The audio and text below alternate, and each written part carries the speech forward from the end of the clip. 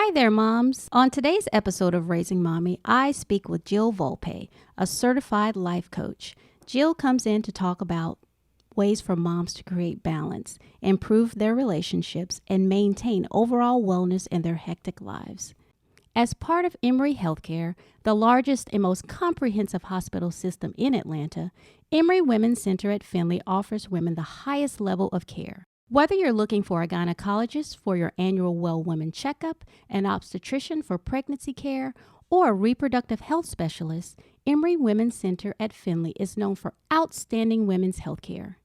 Our physicians provide general gynecological care for women of all ages, including all dimensions of pregnancy and prenatal care, as well as preventative women's health education and management. You can depend on unparalleled medical care delivered by specialists who work with you to develop a personalized treatment plan. For patient appointments, call 404-778-3401. Emory Women's Center at Findlay is located at 12,000 Findlay Road, Johns Creek, Georgia, 30097. Today's episode is also sponsored by the Little Gym of Alpharetta and Johns Creek. At the Little Gym of Alpharetta and Johns Creek, we specialize in unique educational classes that revolve around enrichment and physical development for children's ages 4 months through 12 years. Programs offer children a springboard to life's adventures by using movement-based learning and imaginative play to help build the confidence and skills needed at each stage of childhood. To learn more, visit thelittlegym.com/Alpharetta Johns Creek GA or RaisingMommyPodcast.com. Enjoy the show.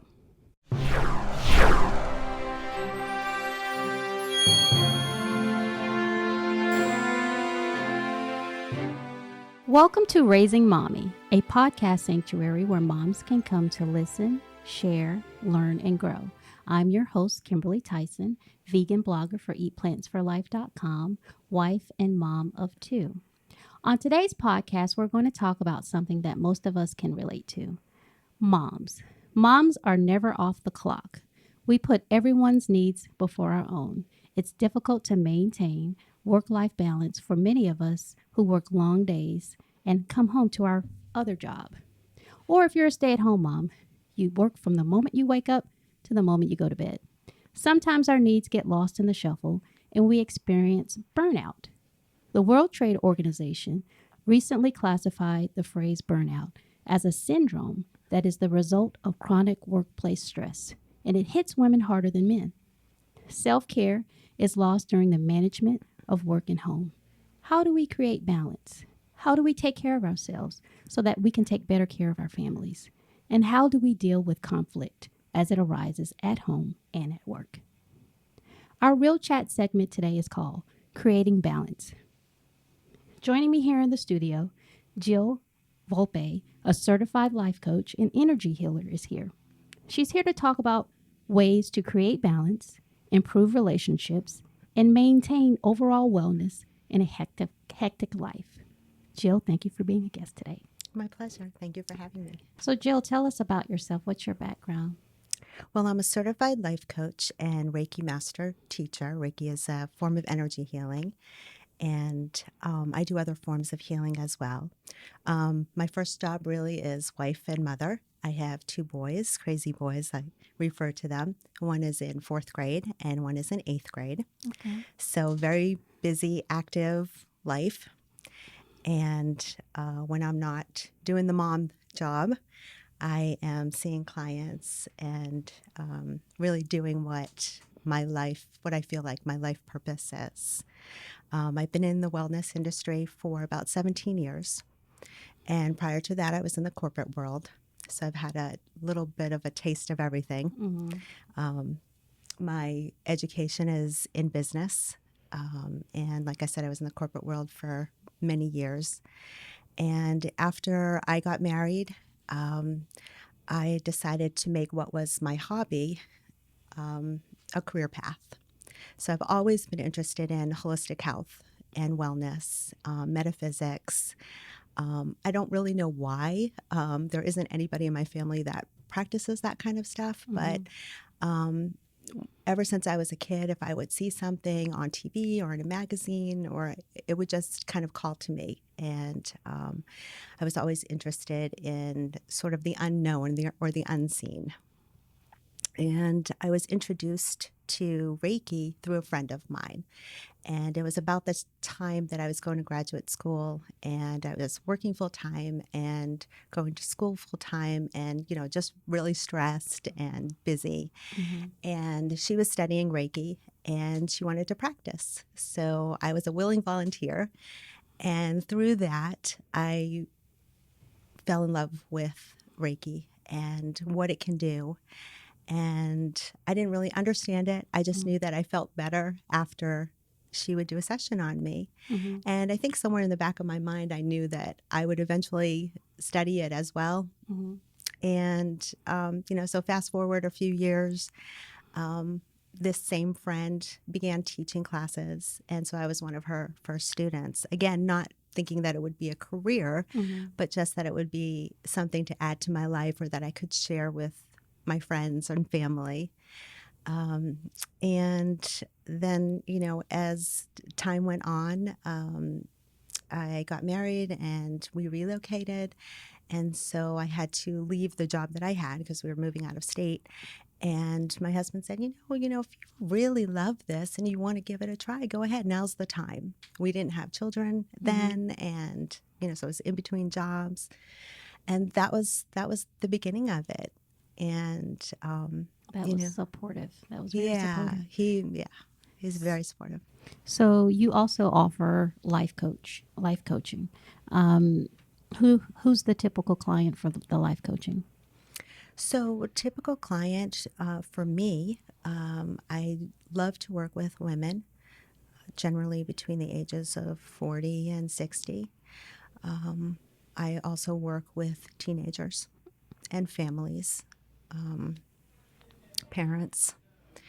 And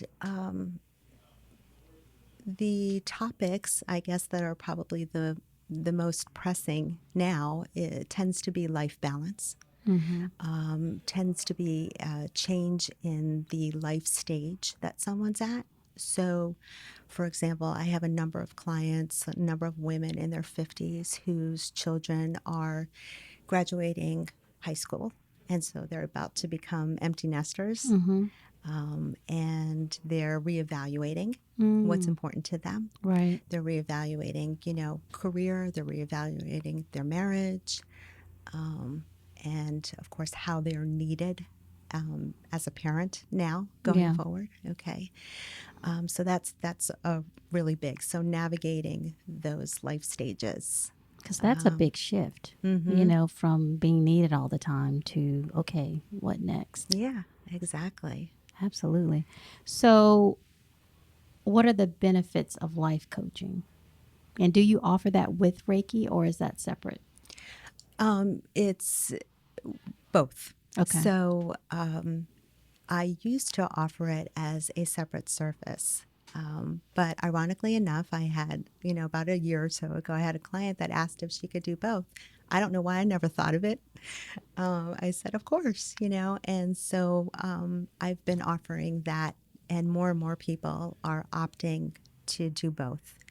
The Reiki is very supportive of the coaching relationship and the coaching process. So it works really, really well together. Okay. So, what is strategic intervention coaching?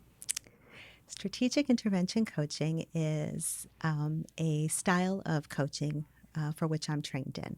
Okay. And it is based on human needs psychology, which is the study of values and needs and what's most important to us, identifying, discovering what is truly important to us, and how to bring more of what we want into our life. Okay. So, as a SI coach, what issues or problems in a person's life can benefit from this style of coaching? Okay, so really SI is great for really anything that comes up as a challenge for someone. So particularly great for anxiety, for, we kind of call it a looping type of thought process. So sometimes you might find like these repetitive thoughts create a loop of emotions. Mm-hmm. So you might go from being really, really angry to really, really sad. Okay. And you're always thinking about the same thing or overanalyzing, Mm-hmm. overthinking. Mm-hmm. So SI is really good to teach you to refocus, to lift yourself out of that. SI is, again, really good for reframing thoughts and beliefs, for gaining new perspective, reframing old, outmoded thoughts. And it is really good, again, for life transitions. With life coaching, as the coach, it's a very collaborative relationship. So I'm not the expert. Only you know your life, and everybody, we may have the same needs, you and I, but the way it comes out in your life and the way it comes out in mine is different because we're different people and our priorities are different. Our values might be different. And so discovering that with my clients allows us, it sets the stage for us to take action for them to really create their dreams and achieve their goals. Would you suggest Reiki for someone that has a fear of something? Like a phobia? Like a fear of flying or something like that? Um, I mean, I would say that it would help them to relax. Mm-hmm. I'm not sure if it would, get rid of that fear. Mm-hmm. I guess I would have to talk to them more to understand, maybe why they have it or where it comes from. Does it come from a traumatic experience? Is it an unknown fear? Mm-hmm. I think you have to understand the situation a little bit more before I Okay. could really know. So, what is a help me figure it out session? I saw that on your website. So, a Help Me Figure It Out session is a complimentary consultation that Okay. I offer to prospective clients. And it gives us a chance to talk, get to know each other a little bit. And really, the purpose of the session is to get some clarity on what it is that is happening in their life. It gives them a chance to, and me, to help organize their thoughts and to get really clear on what's working for Mm-hmm. them in their lives, what's not working for them, what challenges and obstacles they might be facing, and also what the consequences are should they not choose to correct this issue or address it even. So we get a good picture, a good snapshot of what's happening. And from there, we're able to set some goals. And then we can, figure out what we want to do as far as coaching or Reiki or a combination of both. Say you've gone through a Reiki session, and you want them to keep that relaxed, Okay, right.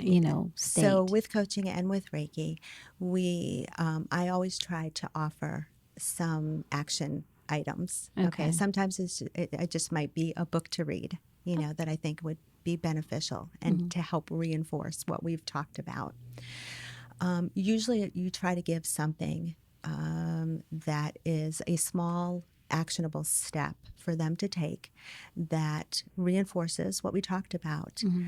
but also empowers them because you know you, you could you can gather all of this information, but if you don't apply it in the real world, then it's hard to make changes, or it's hard to make things be different. So an actionable step could be, a 1 or 2 minute meditation in the morning to set your intentions for the day and get you in a positive state. I had a client once who she was trying desperately to carve some time out for herself. Mm-hmm. And she really wanted to just sit in her room and read, one of the stack of books that Yes. she had that she hasn't been able to get to. Mm-hmm. And so we talked about, well, what's stopping you? And she said, well, the chair's not that comfortable. And I said, well, what would make it comfortable? She said, well, there's this ottoman that I've been wanting to buy. I just haven't gotten to it. Okay, well, that's your action item. This week, I want you to buy that ottoman. And she did. And, the next step was, well, when's a good time for you to sit down and read? Is it better after the kids are in bed? Is it better while they're doing their homework, or whatever? What's the good time for you in your home for you to sit down? And so we worked that out, and then it was, okay, well, you're going to sit and you're going to read for 30 minutes or flip through a magazine, whatever it is. It doesn't matter. But let's create that time for you. I can relate to that client. I have that same issue. Right? Like I have a stack of books that I want to read, but there's never any time. I have 2 kids too, and they are both, one's about to start high school and one is in middle school. And by the time I get home, cook, straighten up, get ready for work, shower, homework. Yeah. You would think, okay, well then you you're can exhausted. read. That's what I was going to say. By the time I can read, I'm sleepy. So I have Yes. no idea. I guess the only other time I could read is probably during a lunch break. I could take that hour to read. Okay. But yeah, I can totally relate to that client for sure. And with coaching, there's a level of accountability, because you have to come back the next week, and I'm going to ask you how you did. Okay. I was going to ask you, do you check in with your Absolutely, I client? check in. Now, there's no punishment if you don't Right. get to it. I mean, life happens, but it's inherent in the relationship. So, people will tend to do what If what we someone's come up holding with. them accountable. Sure. Yeah. And then, as you do something, you create a new habit, and then you realize, wow, I really like doing this. I really like reading during my lunch break, or I really like reading before bed. That's when I enjoy it, even though I may only read 2 pages and Right. my eyes are Right. closing. But I'm there and I'm doing it, and it's a nice thing to do before I fall asleep. Wow. So So, can you share 3 communication tips to help someone handle conflict and improve their relationships? yes, this is a topic that I'm actually quite passionate about, and I've written several articles on it in my blog, because some simple tweaks in your communication can really create a better relationship. And these tips, can be used with your spouse, with your children, with your coworker, or other friends or family member. So the first one is really great for when you are in an environment with someone that might be judgmental or might be opinionated, and you don't necessarily seek their opinion, okay, but they like to offer it. And so what you say is, thank you for letting me know. So when they are giving you their unsolicited advice, you say thank you. And it's likely not what they're expecting to hear from you. It tends to deflate the tension. And it's also very respectful, right? So thank you for letting me know, or just thank you, but I'm really happy with my job right now, or, thank you, but I really like the freedom I have, and I'm not ready to have children yet. It's a nice way. It kind of takes the wind out of their sails. Yeah, I was going to say they're probably confused after you say that. Yeah. Like, what? I don't know what to say next. Exactly. So That's two what we words, want to do. two right? words. Okay, I'll write that one down. Okay. I've got a lot of people like that. And then the second tip I can offer, and this one's actually quite good to use with your spouse or partner in a relationship. And this is if somebody is in a bad mood or grumpy, instead of responding badly back to them or grumpy back to them, you ask them how you can support them. Okay, I realize that you're in a bad mood. How can I support you? What can I help you with? Is there something that I could do to make it easier for you? So asking someone how you can support them, again, it sort of levels the tension and it makes that person feel really, cared about. And they may or may not take you up on it. But again, you've just offered love to a tense situation. And that's always going to make things better. It made them aware of their mood. Because some people will be that way and not realize it. That's true. That is very true. Okay, that's a good one. I remember I can share a quick little story in that this is probably about a year ago, and my husband was going through a really stressful time at work, and he was just beyond grumpy. I hope he's not going to listen to this podcast. I want him to listen. He was really grumpy, and he's not usually like that. And he was, making snide comments, and it just wasn't pleasant to be around him. And we had gone on a date night, and after having a glass of wine, I said to him, you haven't been yourself lately. I've noticed that you've been a little off, you've been a little grumpy. Is there anything I can do? How can I support you? And that just kind of it created a safe environment. And he just started talking and sharing with me, yes, this, I'm so sorry. He apologized. It's not you. And from that point on, things changed. So it allowed him to vent and get it all off his chest. Okay. Wow. So was that the third one? Or is there another one? That was the second one. Okay. So the third one is, and this is just how you phrase something. So this is actually a two-parter. So using the word would instead of could. So if you're going to ask someone to do something, you say, would you do this? Or would you mind doing this? Instead of could you? Okay. It's just a semantic type of thing, but it's actually been shown to make people more receptive to your ideas and to your requests. Okay.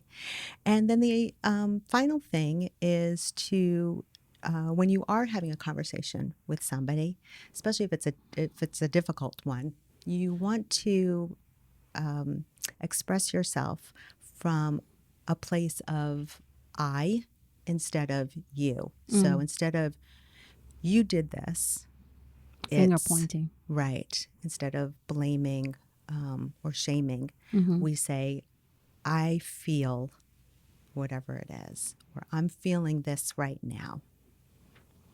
Then you can add that. How can I support you? Right. Okay. So those are good tips. Thank you. I like those. I'll have Thank to you. put those And they're in really, place. like I said, they're really simple, but it just creates a more open, more loving exchange. So where can our audience find you? So the best way to learn more about me and my services or to schedule a complimentary consultation is through my website, which is jillvolpe.com. On my website, you will see a link to the calendar to schedule your consultation, or you can go to the contact page and send me a message through that, or directly through my email, which is jill@jillvolpe.com. Okay. I may take you up on a Reiki session. I would love to work with you. I was very curious, and I said, you know what?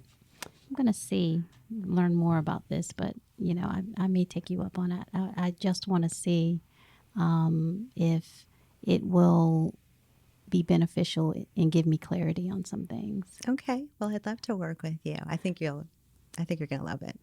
Well, thank you, Jill, for being a guest on today's podcast. I enjoyed having you here. Thank you so much. I appreciate being here. Be sure to find Raising Mommy anywhere you listen to podcasts. Check out new episodes every Saturday.